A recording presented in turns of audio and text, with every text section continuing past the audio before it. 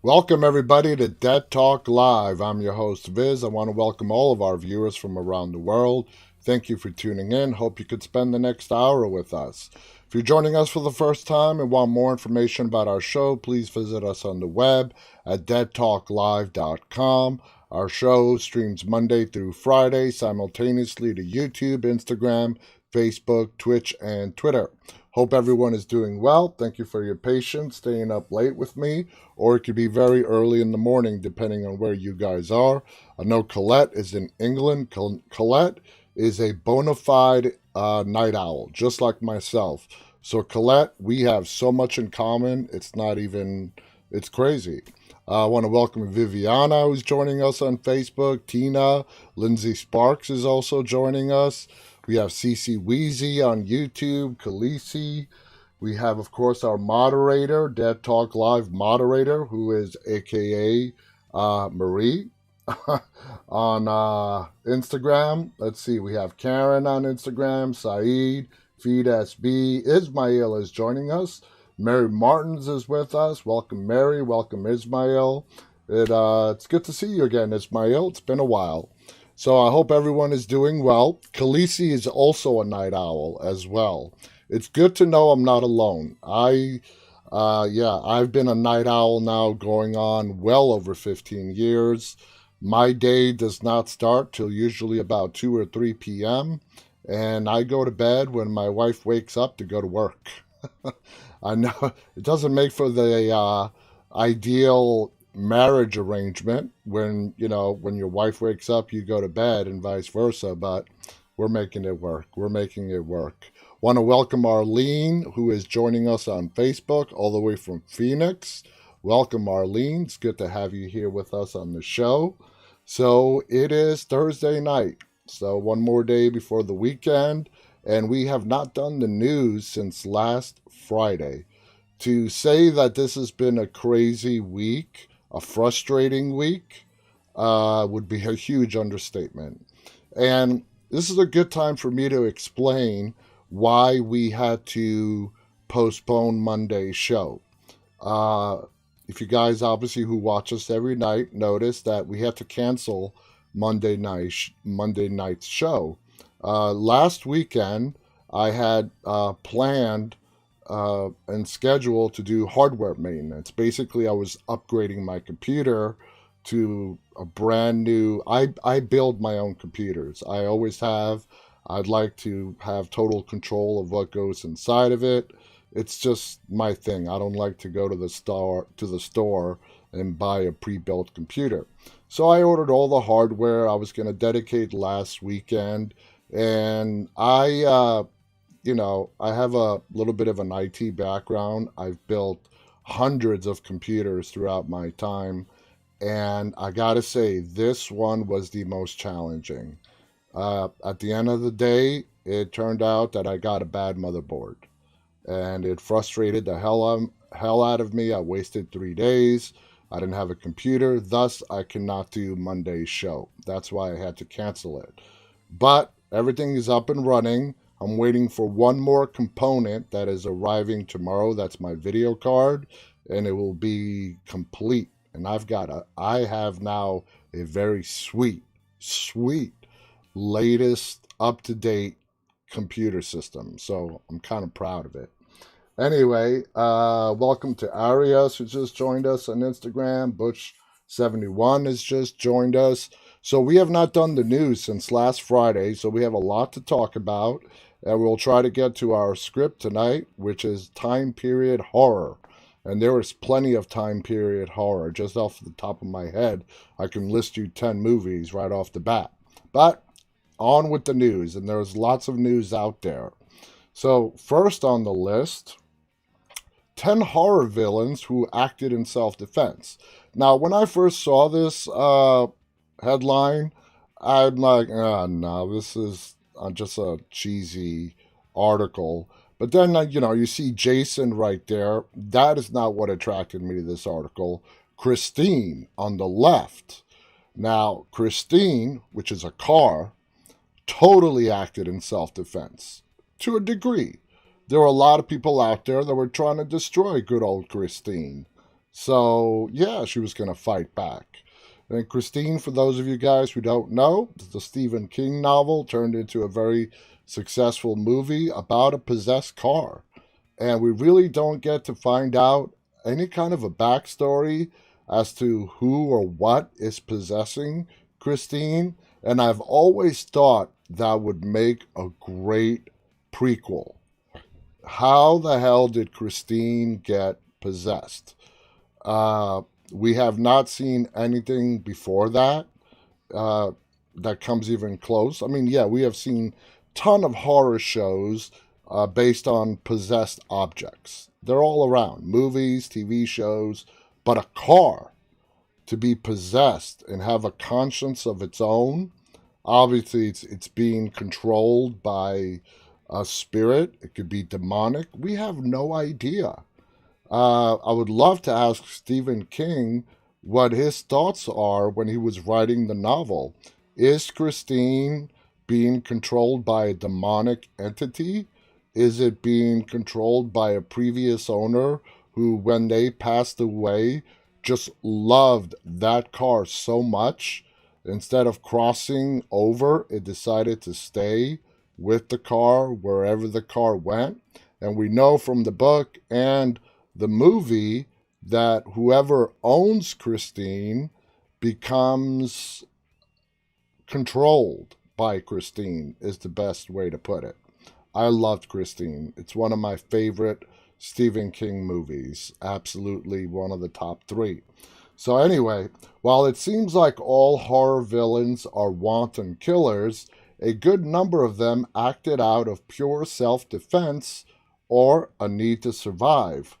Monsters, madmen, and masked maniacs are all the go to images when one thinks of a horror movie villain. Creatures of pure evil like demons, serial killers, and evil entities are all the pillars of the genre. But how often are their motives logically called into question? Though that might be hard to do when cornered with a sharp object against one's throat. Some of the genre's most iconic characters aren't actually acting out of malice alone, but rather self defense or protection. I mean, how many of us have ever really thought of it that way? Violence in the name of self or home defense is legal in most places, so how many of these faces of horror were actually in their rights to slash back? Number 10, Jaws. Yeah, he's a predator. I mean, at the end of the day, Jaws is just a big giant fish. Can't really blame him. He's a predator. Number 9, Christine. This is the one I wanted to read. It's hard to imagine a car with feelings, but Christine is no ordinary ride. The reason she attacks those who try to get behind her wheel, other than the one that restored her, is simply that she or her beloved Arnie become threatened. In no uncertain terms, Christine loves her owner, and if she can't have him, no one can. She kills anyone who tries to hurt him or otherwise keep him away from her. It's a fatal attraction. So let's play devil's advocate here. I mean, how many people here think that Christine is controlled by a demonic entity?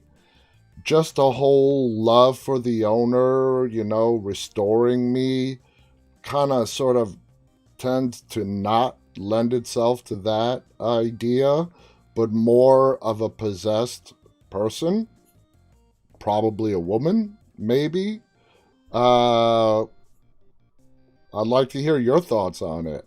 Colette writes, Jaws, no horror, only in his own environment. Yeah, to this day, yeah, Jaws is not a horror movie. It's a great movie, but I would never classify Jaws as a horror movie. I can understand when it came out in the 1970s, it terrified a lot of people.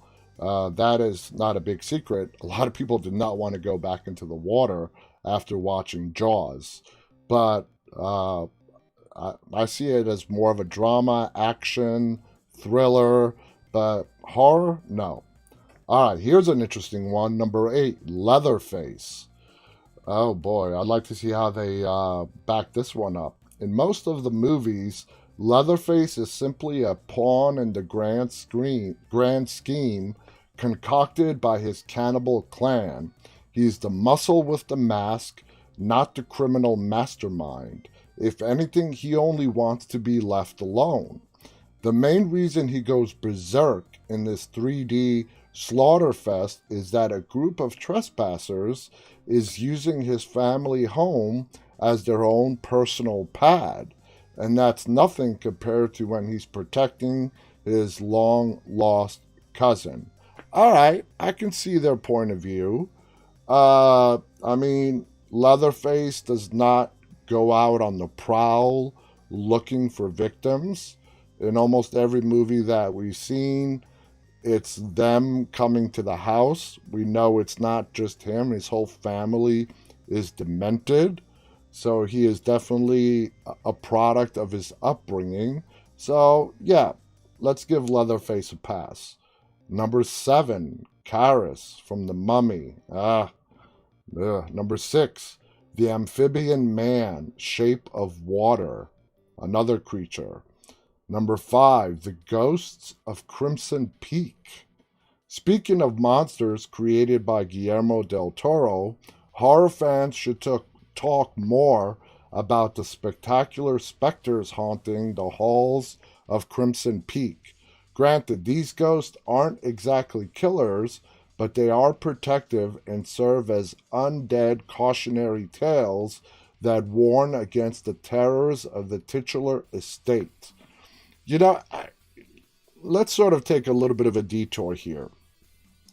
I know we've at some point or another joked about this with friends or something, but if you're a ghost, right? You know, you passed on, hey, you got the answer. Is there life after death? Yeah, you know, you're there. You don't have a body anymore, but your consciousness is around. Let's say you find a way, like we saw in the movie Ghost with Patrick Swayze. You learn how to manipulate the physical world. I mean, come on. How many of us can simply say, no matter how good of a person we are, that we would not take some amusement into scaring the shit of others? I mean, come on. You're dead, right? You're dead. I assume it's not the most exciting place to be. So, you know, you got to entertain yourself. You might not want to cause harm to the living person, but you may want to entertain yourself every now and again. Slam a couple of doors, open some windows, turn on the faucet, you know, poke someone, you know, in the nose while they're sleeping. I'm not talking about any of the real violent stuff where people wake up and they're being choked to death. Khaleesi writes, I most definitely would. I mean, just put yourself in that spirit's position. You're dead. You don't have a physical body anymore. And that's why I love the movie Ghost with Demi Moore and Patrick Swayze. They don't just die and have all this power to manipulate the physical world. I loved how that movie showed that he had to figure out how to harness his energy to actually interact with the physical world. But come on, we would all have a little bit of fun. I would find it hard to believe when if someone says, yeah, you know what? No, I ain't bothering anybody. Colette writes, I've always said I'm going to be a ghost. So let's see. Number 4, King Kong. Again, another uh, big gorilla. He just want. I think King Kong should be number 1 on this list. He just wanted to be left alone on Skull Island. He was fine. He was happy. And of course, here comes, you know, humanity and pluck him out of his home. And they put him right on Broadway. I'm talking about the original King Kong and what the story is about. Come on. You think things are not going to go sideways when you do that? Number 3, Jason Voorhees. This I got to read. Campers must remember these are his woods. Jason Voorhees is one of the most influential and infamous horror characters in the entire genre. I still like Michael Myers better. But for the first few films, he was only protecting his home and avenging his mother. It certainly sounds like his means were justified. When fans think about it, Jason just wants to be left alone. But legions of drunk, frisky teens mooch their way into his stomping grounds to party, and then it's lights out. The Outcasts, the final. The final is a rare and ingenious independent horror flick where the victims become the villains and vice versa. The Outcasts are a group of nerds who wreak revenge on their bullies by torturing them in a barn after a party on Halloween night. The acts of torture the outcasts distribute are downright disturbing, but their bullies aren't innocent either. Torture begets torture in this film, and honestly, it's hard not to root for the masked vigilantes despite their gruesome methods. So there you guys go. Want to welcome all our new viewers who just joined us on Instagram. Amador has just joined us. Andrew, welcome to everybody. Colette writes, I cried watching Kong. I love King Kong. How can you not root for King Kong? And if I had to pick over King Kong and Godzilla, I would pick King Kong every day of the week and twice on Sunday. I like Godzilla too. I think Godzilla is a badass, but I just like King Kong. Don't mess with the king. Let's see. Khaleesi. Oh, you guys are already on to the next one. You see the picture. And the number one person who acted out of self-defense, can't really argue with this one, is Carrie. All Carrie wanted to do was be a normal teenager. Go to the prom and not be, well, not have all the crap happen to her that her classmates did. I mean, that was just, they all got exactly what they deserve. Really? You're going to make her win prom queen? It's all rigged, have everybody vote for her, and then rig it up for pig's blood to spill all over her while she's on stage? And this girl has telekinetic powers, and you know she's not going to use those. Carrie is 100% justified. It wasn't self-defense. It wasn't either she do what she did and or she dies. It was just pure revenge, and you cannot blame her at all. And as Khaleesi writes, her mom was just as bad and as a bigger contributor than her classmates. Her mom, being that religious fanatic that she was, totally screwed up Carrie. So it goes on to say, if Carrie did not have her telekinetic abilities, she would have joined the outcasts with little further provocation. Carrie shouldn't be considered the villain, I never did, but the tragic hero of both the Stephen King novel and the Brian De Palma film adaptation. Consider the events that led up to Carrie's massacre on the dance floor on the prom night. She is nominated prom queen as a joke, has a pig's blood dumped all over her handmade dress, and her date is killed right in front of her. She was hurt, and she simply took it out on her aggressors, and they got exactly what they deserve. Tina Wilds writes, I would have done the exact same thing. I'm right with you, Tina. Jason says, a classic movie and a great performance by the main cast. Carrie has to be up there as one of the all-time great horror movies, and that's why we talked about this last week with the remake.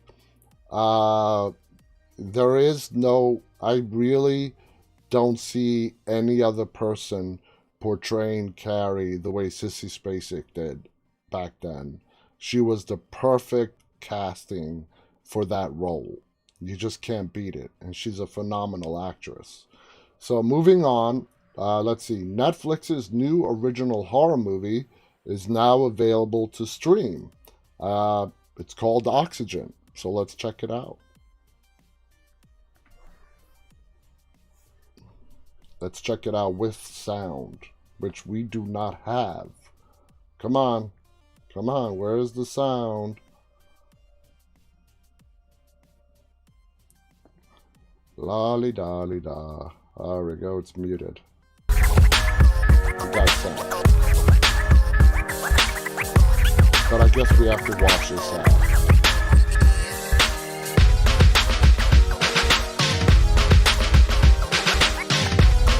No way to skip it. Alright, here we go. Phew.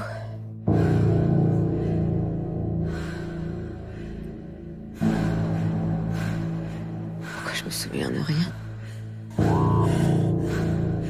Son souffle dans cette boîte.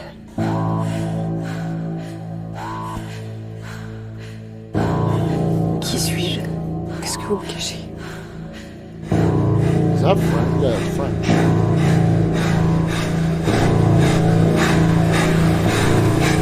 Allô? Tout n'a eu d'autre but que de s'assurer que vous ne retrouviez pas la mémoire. Je peux vous aider. On commence par quoi?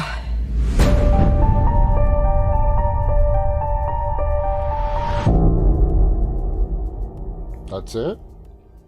Alright. Not much of a trailer right there. This is the second French horror movie trailer that we've seen in just as many weeks. I guess the French are really getting involved into the horror genre. Before that, I don't remember ever seeing a French-made horror film. So, good for them. Alright, The Forever Purge. I know a lot of us are looking forward to this. Trailer sees the horror franchise go far beyond a single night of chaos and terror. Let's see if there actually is a trailer. Of course there is no trailer. There's no trailer here. But anyway, let's see what it has to say. It was just a little less than 8 years ago that writer-director James DeMonaco introduced us to The Purge, a cinematic alternative reality where the United States is taken over by a new political party that mandates an annual 12-hour period when all crime is legal. That film turned out to be a big surprise hit, and we've taken a long journey with the movie since, going through anarchy, election year, a prequel, exploration of the first Purge, and even a television show that only lasted 2 seasons, or 1. Now that the franchise is set to make a return to the big screen, it will do so with the Forever Purge, launching this summer. Following the film's pandemic-related delays, the first trailer for The Forever Purge is now online, and it gives us not only a glimpse at a very different story set to unfold, but also considerable number of shocking visuals. I gotta find this trailer. Hold on. You know what? I'm gonna find it. Because I'm really curious. I have not seen this trailer. The Forever Purge trailer. I gotta see this. Alright. 1 day ago. The annual purge will conclude in 3, 2, 1.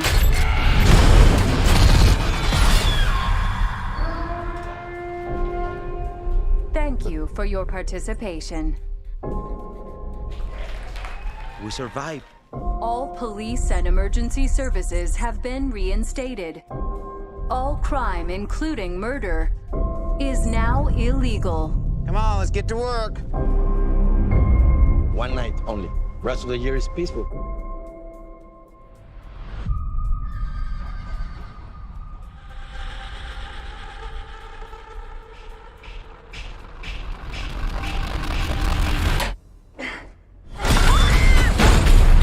Help me! Help me! The purge is over, please! No, it ain't. This is insane. Nobody hear the sirens? There's no crime anymore. Anything goes. You rich can't hide behind your steel walls no more. Powerless. How's that feel? It's the real purge. The forever purge! Hurry up! They're coming! Come on! Follow me! There's nowhere safe to go.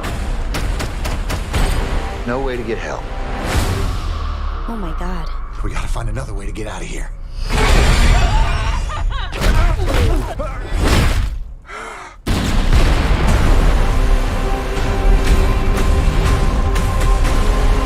This country's gonna collapse.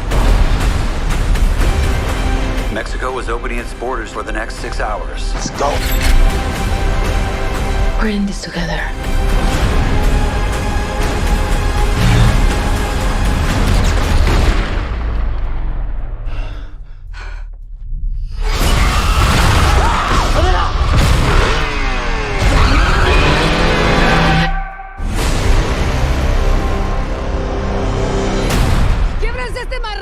English! Speak! Does this translate? All right. Now, okay. That looks interesting. It looks like a group of people just love the purge so much they don't want it to end. I don't understand how it goes nationwide, because as you saw in the beginning of that trailer, the end of the purge is called for the night. So, but these group of people decide to continue it. It looks pretty good. I'd like to see how it spreads beyond just a group of people who don't want the purge to end. That would be interesting. And if you remember the last purge movie, which was Election Year, the whole premise on how that movie ended was the new president getting elected, and she got elected on the premise that she would put an end to the purge. So I hope they tackle that issue and not just begin this movie as if that never happened. Either she got assassinated, her attempts to end the purge failed. At least explain it some way, somehow. Don't just go into this movie without an explanation. Either way, that looks really interesting. So, where were we? Like in the case with the first Purge, James DeMonaco has written the screenplay for the film, and taking over the director duties for the series is Everardo Gout, who is best known for his small screen work on the series including National Geographic Mars, which was really good, by the way, Luke Cage, Snowpiercer, and The Terror. While all 4 of the 12 previous movies in the franchise have been primarily set during the terrifying 12-hour stretch when murder, rape, arson, assault, and more are completely legal, the Forever Purge quickly establishes in its trailer that it is putting on a new spin on things by starting its story in the wake of a purge. In the movie, the central characters living close to the southern border of the United States find themselves terrorized by a group of marauders who have no interest in seeing the half day of zero consequences come to an end, hence the title. It's not specifically made clear when the film is set in relationship to its predecessors, but considering that the purge is brought to an end in the closing minutes of the purge election night, with Elizabeth Mitchell's Charlie Roan becoming president, it seems fair to assume that this new plot will be set either immediately after that final event or at a different point on the timeline completely. Okay, now that makes sense. Election year ended, like I said, with the new president being elected. Let's say people who really love the purge and don't want to see it go away find out she just got elected, and they pursue the killing, knowing that it's going to come, purge night is going to come to an end. They decide to take it upon themselves to continue purging. That would make sense.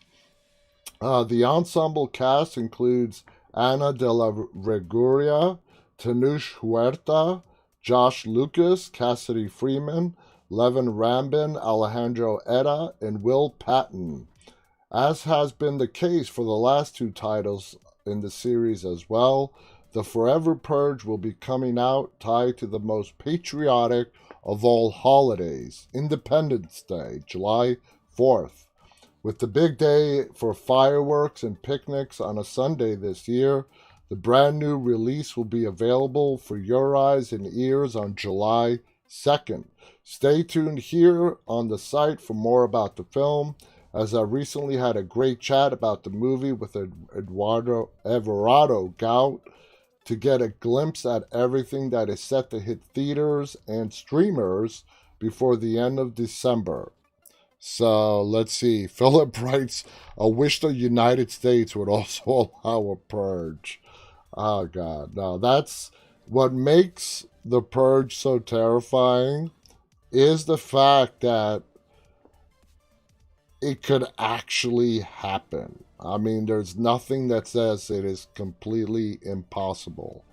And those are the scariest of scare, the most scariest horror movies are the ones where the scenario that they are in, no matter how small the possibility is, if it's actually possible, it just makes it terrifying. So, this is a true life story right here. There was an explosion/fire at the real Amityville house out in Long Island. In the film The Amityville Horror, an unsuspecting couple buy a beautiful house that winds up being haunted by unspeakable evil in its past. The house where the movie was filmed still stands on Brooks Road in downtown Toms River. Oh, okay. So this is not the actual Amityville house. This is the house that they used to film the movie, which is in New Jersey. Toms River is in New Jersey. Jillian Messina of the Toms River Police Department told Jersey Shore Online that a neighbor called the police after hearing an explosion around 1:30 a.m. on Tuesday, May 12th. So it's not the actual Amityville house. Courtney Cox's Scream 5 update has me confused about the horror sequel. The horror genre has been experiencing a renaissance over the past few years to the joy of the fans, and in addition to exciting original projects, beloved franchises have also been returning to theaters. This trend will continue with the new Scream movie, which will feature the original trio of heroes, including Courtney Cox, although the Friends alum latest update about Scream 5 has me a little bit confused, says the writer of this article. The upcoming fifth Scream movie will be the first installment of the beloved slasher property not helmed by the late horror legend Wes Craven. The pressure is on for Ready or Not directors Matt Bettolini, Olpen, and Tyler Gillette to live up to expectations, although actors like Neve Campbell, Courtney Cox, clearly were seemingly impressed by the filmmakers. Cox recently spoke to the fifth movie content, saying this, quote, Scream, this is the fifth one. It's not Scream 5, though. This is Scream. These directors are incredible. They're making it absolutely, it's a new franchise. It's hip, it's scary, it's just a new Scream. It's not a reboot. It's not a remake. It's just a brand new launch. I think it's going to be fantastic. So I can see where the author is confused. She's telling them that it's not a sequel, but it's a brand new Scream. But it's not a reboot or a relaunch. So what is it? So the writer goes on to say, well, I'm confused because while Courtney Cox teases something totally new for Scream, she also maintains the project is not a reboot or a remake. Somebody give us some footage ASAP. Courtney Cox's comments come after her recent appearance on Scream co-star Drew Barrymore's talk show. I did not know Drew Barrymore had a talk show. While discussing topics like the Friends reunion, eventually Barrymore asked her friend and colleague about Scream 5.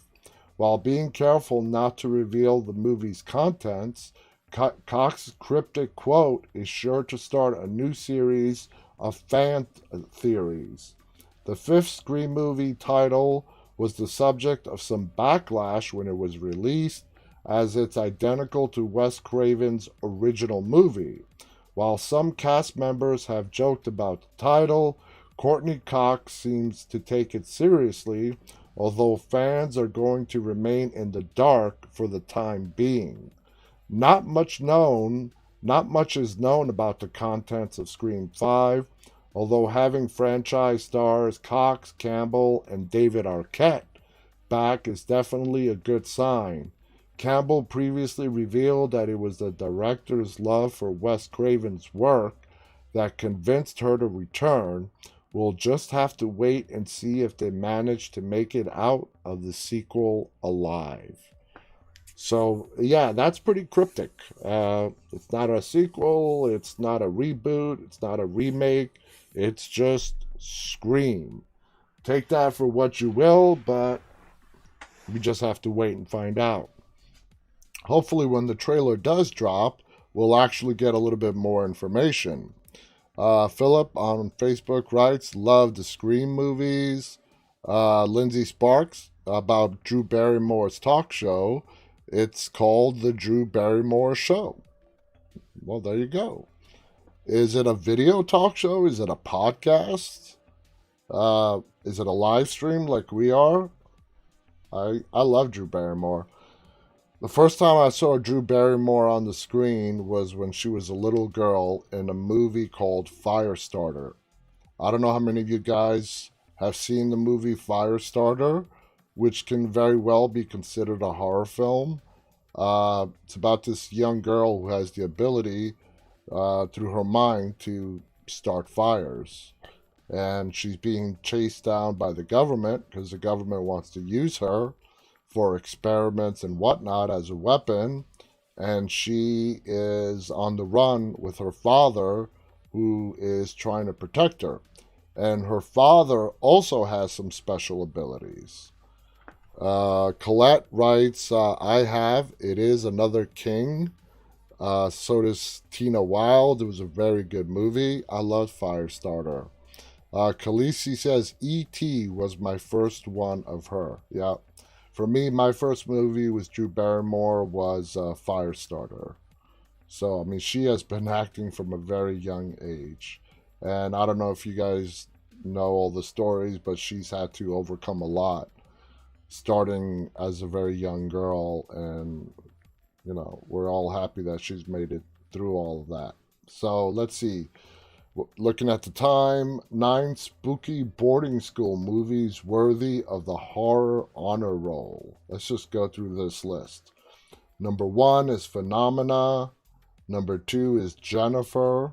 These are boarding school movies. Number 3, H2O, Halloween. Number 4, Panic at Hanging Rock.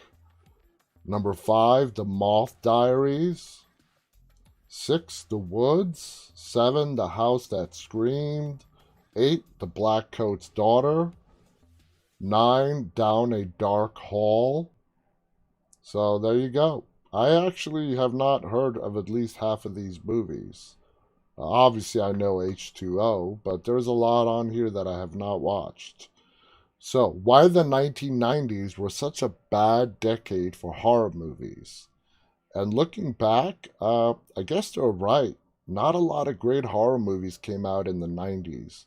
You could say the 90s and the early 2000s was a transition period for the entire horror genre. And then, you know, starting in the early 2000s, some movies came out that really reshaped the horror genre moving forward. Movies like Paranormal Activity, Hostel, are just to name 2 of them.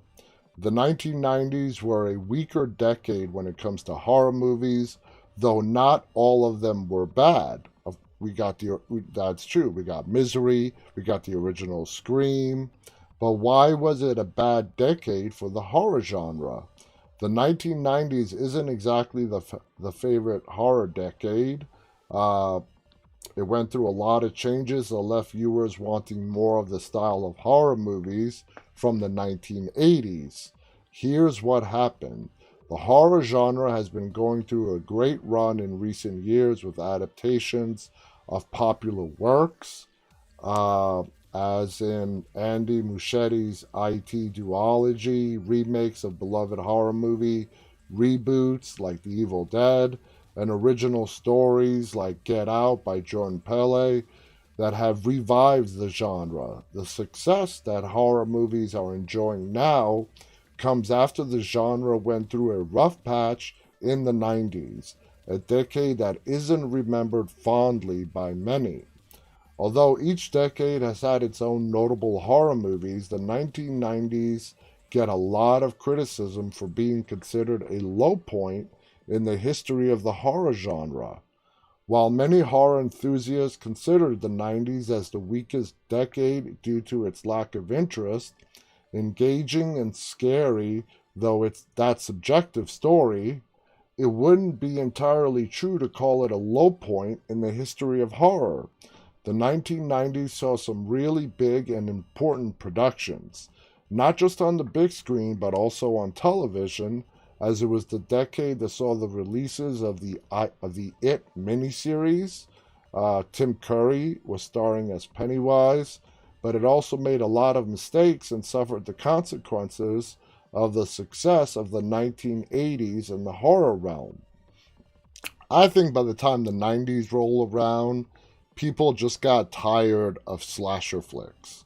The 1990s had the bad luck of being a period of transition, but what happened in the horror genre that made this decade one of many misfires and overlooked successes, giving it a bad reputation. Here's why the 1990s were a bad decade for horror movies. The 1980s was a golden era for horror movies. Of course, like I said, that's where we got all the slasher movies. Audiences were jaded by horror in the 90s. Don't forget, we got great movies like Silence of the Lambs back in 1992. Why Halloween, why the first movie's reviews were negative, how it changed. That's just another related article. It didn't help either that the MPAA was coming down hard on the gore, which took the freedom that it had in the 80s away and left viewers looking for the same gruesome effects from the past decade, only to be disappointed. And that's where filmmakers had to become creative, and thus, you can argue that's when psychological horror really started to take off. I agree that the 90s is not the biggest or the best decade when it comes to horror. It is a transition decade, but if it wasn't for that transition decade that did give us some pretty good movies, we would not be where we are now. There were a lot of great movies: In the Mouth of Madness, Candyman, Wes Craven's Scream, New Nightmare. So they mentioned Jacob's Ladder. Personally, I'm not a big fan of that movie. I don't know how many of you guys saw Jacob's Ladder. I'm just not a big fan of it. So let's see. Moving on. Here are 10 horror movies starring the cast of The Walking Dead. All right, let's just quickly go through this. The Possession, Jeffrey Dean Morgan. I know a lot of us have seen this movie. It's based on a possessed box. It's basically them making a movie about the real-life Dybbuk box. Number 9, The Mist has the biggest ensemble of Walking Dead cast members, part of the original gang, and that is because of Darabont, who brought The Walking Dead to TV.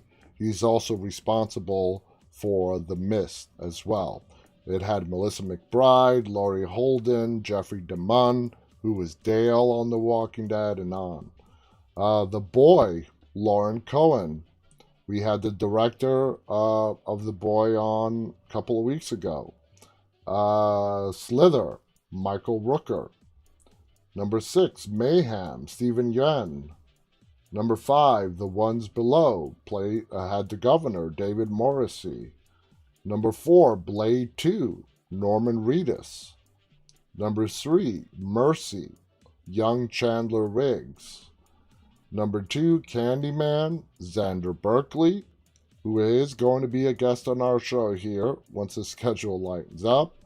Xander Berkeley has been in this business for a very long time, and he's appeared in almost every different genre that exists.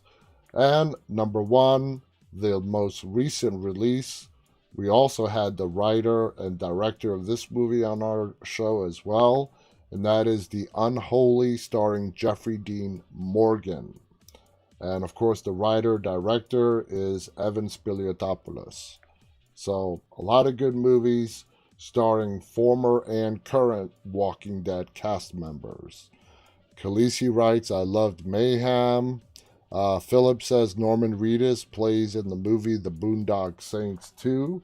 He does. If you guys want to see a very young Norman Reedus, he had like a 2-minute role in this movie. But I don't know how many of you guys have watched the movie 8mm with Nicolas Cage. If you want to see a very young Norman Reedus, he's only in the movie for like literally 2 minutes. But he's in there. He is in there. Check it out. It's a good movie. It's not horrible. You won't waste your time watching it. The critics absolutely hated it. But I thought it was pretty interesting. But yeah, 8mm starring Nicolas Cage. There's a 2-minute scene about halfway through the movie where you get to see Norman Reedus, and he is in jail. So he plays a prisoner. Lisa has seen it. Very dark movie. Lindsay Spark writes, OMG, 8mm. Good movie. It was. I don't think the critics gave it the due that it deserved. I'm not saying it was great, but it was definitely interesting. I loved the ending in 8mm, and you see the journey of what Nicolas Cage's character is going through and the world that he is exposed to. It leads him to do some shocking things in the end of the movie. I'm not going to ruin it for you guys, for those of you who haven't watched it, but if you're looking for something interesting to watch, check it out. So, 48 minutes in. Elevator to Hell, Wes Craven's Scary Alice in Wonderland. We'll save this for another time. Now, this is a long article. We don't have time to get into it.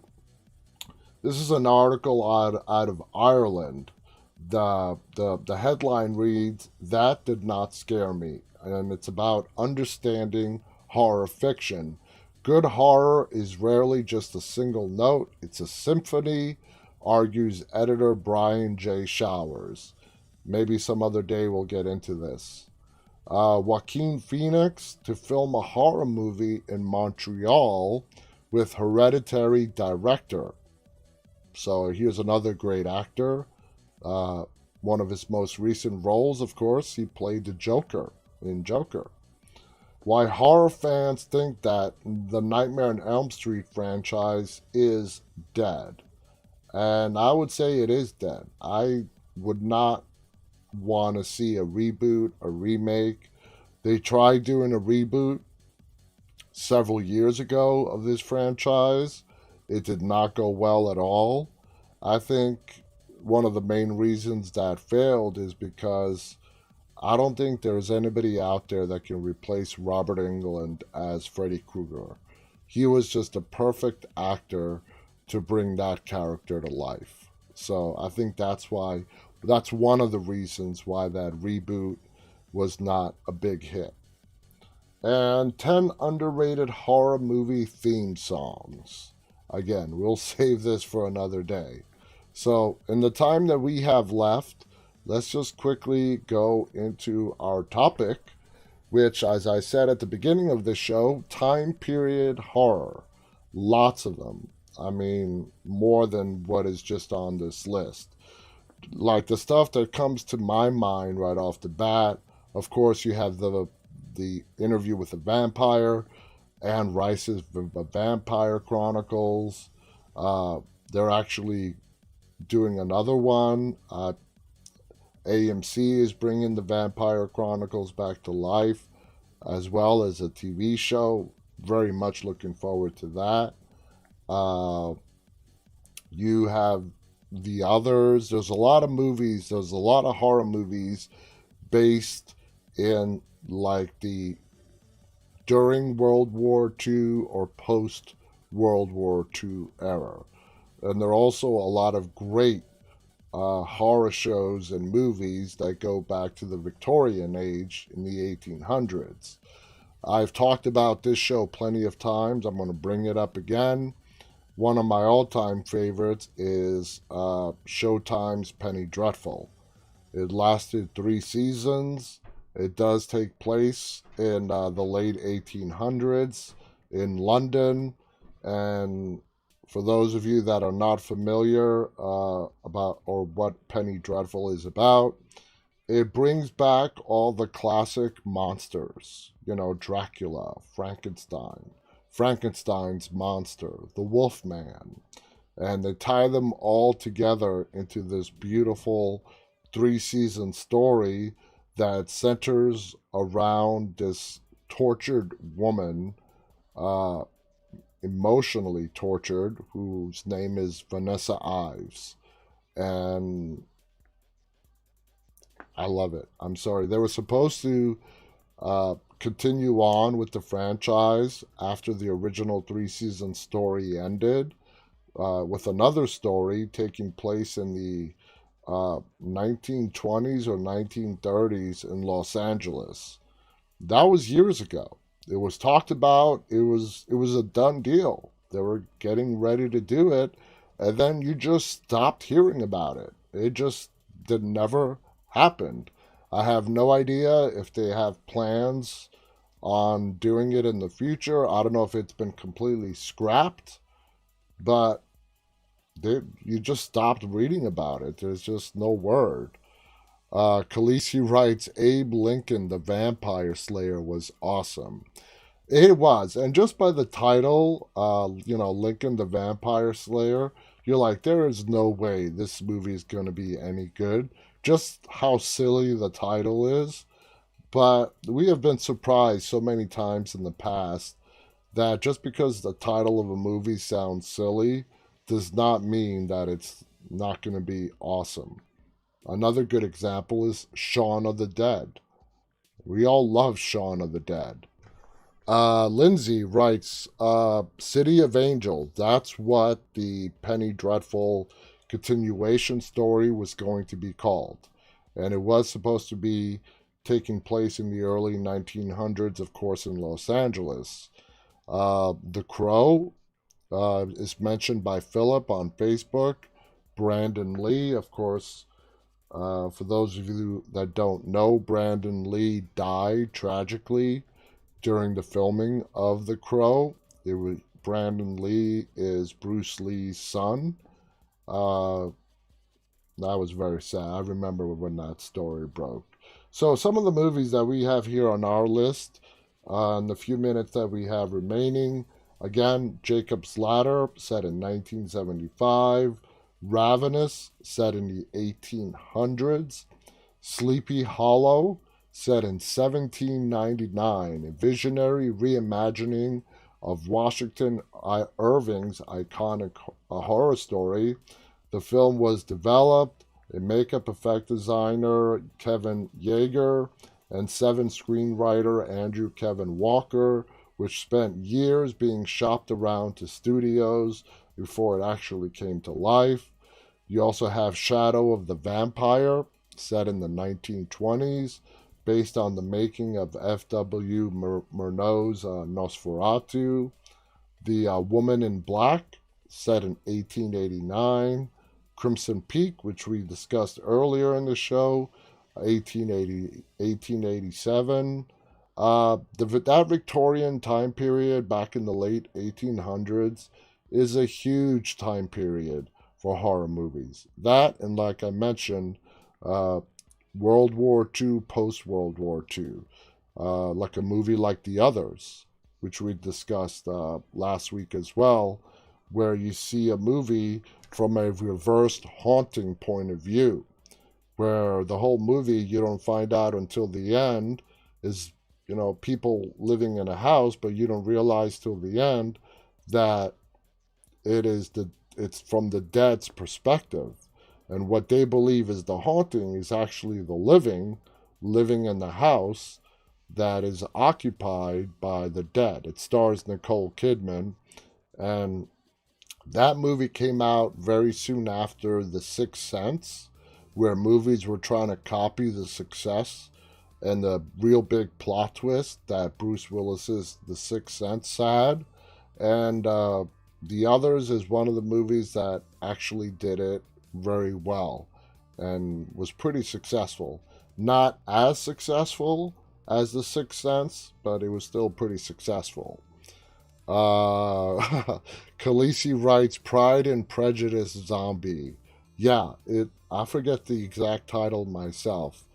Pride and Prejudice Zombies. That was a good movie. That was really interesting. So, of course, The Witch, 1630s, New England. It, Chapter 1, set in 1989. Overlord, World War II, 1945. And the list goes on and on and on. Basically, there are just as many horror movies set in any period from the past, as there are movies set in the present day. And of course, we all know there's a whole bunch of movies that like to reference a time period in the past and make it relevant to the present in the storyline, where like The Unholy, great movie. It just came out a couple of weeks ago, that stars J.D. Morgan. The beginning of the movie takes place like 200 years ago, before they switch on over to the present day, because the events that happened 200 years ago were relevant to the story that was about to unfold. So anyway, guys, that's it for tonight. We're out of time. Thank you so much for tuning in. It's always a pleasure coming on here and talking with everyone. I'll be back with you tomorrow night. Hope everyone enjoys the rest of your day. If it's morning where you're at, hope everyone else has a good night. And until tomorrow night, guys, stay safe. And remember to always, always stay walking. Good night.